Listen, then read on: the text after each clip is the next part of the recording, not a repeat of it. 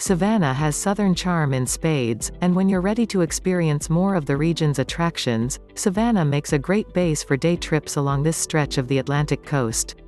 Whether you like outdoor adventures, relaxing beach days or historic antebellum architecture, these are the best day trips from Savannah. Tybee Island. Soak up some southern sun on Tybee, a quirky island 20 miles from downtown Savannah, where the Savannah River meets the Atlantic Ocean. Take to the waves, which are great for kayaking, surfing and sailing, cast a fishing line at the end of the pier, or plop down in the shadow of the lighthouse at North Beach to see pods of dolphins swimming close to shore and mammoth manatees lazing in the surf. Languid, the Savannah Way. Tourists and locals alike flock to Tybee Island, but few people, even Savannahians, ever make it over to Little Tybee Island, just to the south. It's completely uninhabited, and you can only get there by motorboat or kayak. Explore its forests for fascinating bird life and camp overnight if you're feeling adventurous.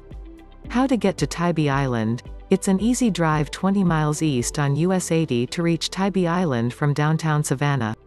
The drive time is about 30 minutes. Cumberland Island. 100 years ago, Cumberland Island, the southernmost barrier island in Georgia, was once an exclusive playground for the wealthy elite.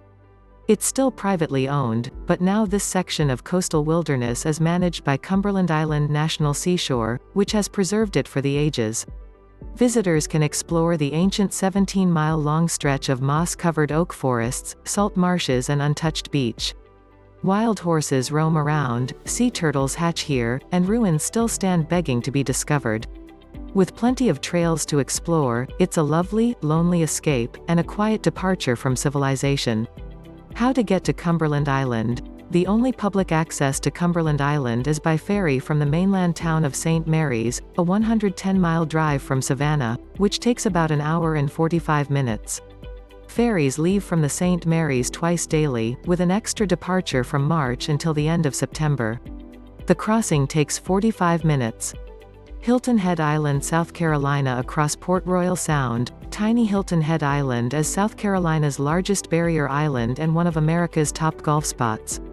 There are dozens of courses, many enclosed in posh private residential communities. The island was the first eco-planned destination in the USA. Founder Charles Fraser believed a resort should blend with nature, so subdued colors, strict zoning laws, no building over 5 stories high, signage must be low and lit from below, and a distinct lack of streetlights characterize the environment here. You can find some lush nature preserves, white sand beaches hard-packed enough for bike riding and a whole lot of dolphins. How to get to Hilton Head Island. Hilton Head Island is just across the state border from Savannah. It's a 35-mile drive, which takes about 50 minutes. Beaufort, South Carolina. On Port Royal Island, darling colonial Beaufort is the second oldest city in South Carolina, and perhaps the nation's greatest educator on the turbulent post-Civil War period. In 2017, President Barack Obama established 4 Reconstruction-era national monuments within the county, and in pockets of the city and neighboring islands, Gullah culture still thrives. The streets of Beaufort are lined with gorgeous antebellum homes, restored 18th-century mansions and twisting magnolias that drip with Spanish moss. Unsurprisingly, Beaufort is often used as a backdrop for Hollywood films, and it's best explored either on foot or from the perch of a horse and buggy. The riverfront downtown has plenty of linger-worthy cafes and galleries, and Southern hospitality here is at its finest. Expect to be invited by perfect strangers to hop on a boat and drink beer at everybody's favorite sandbar in the middle of Port Royal Sound. How to get to Beaufort. It's a 43-mile drive from Savannah to Beaufort, which takes just over an hour. Amelia Island, Florida. Just 13 miles from the Georgia border, Amelia Island is a moss-draped, sun and sand-soaked blend of the deep South and Florida coast. It is believed the island's original inhabitants, the Timucuan tribespeople, arrived as early as 4,000 years ago.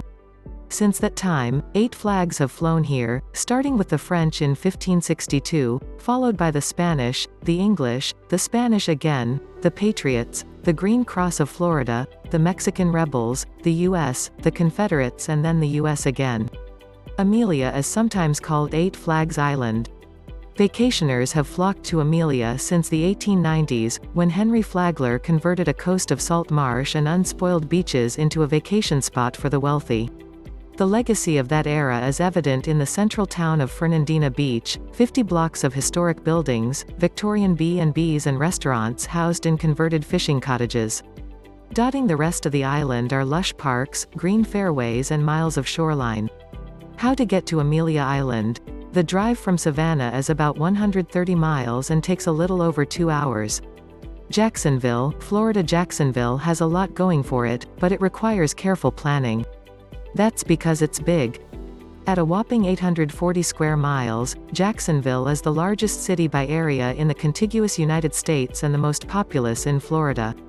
The city sprawls along 3 meandering rivers, with sweeping bridges and twinkling city lights reflected in the water. The city's museums, such as the Cummer Museum of Art and Gardens and the Museum of Contemporary Art, are excellent. The Five Points and San Marco neighborhoods are charming, walkable areas lined with bistros, boutiques and bars. How to get to Jacksonville? Jacksonville is 140 miles south of Savannah, and the drive takes about 2 hours.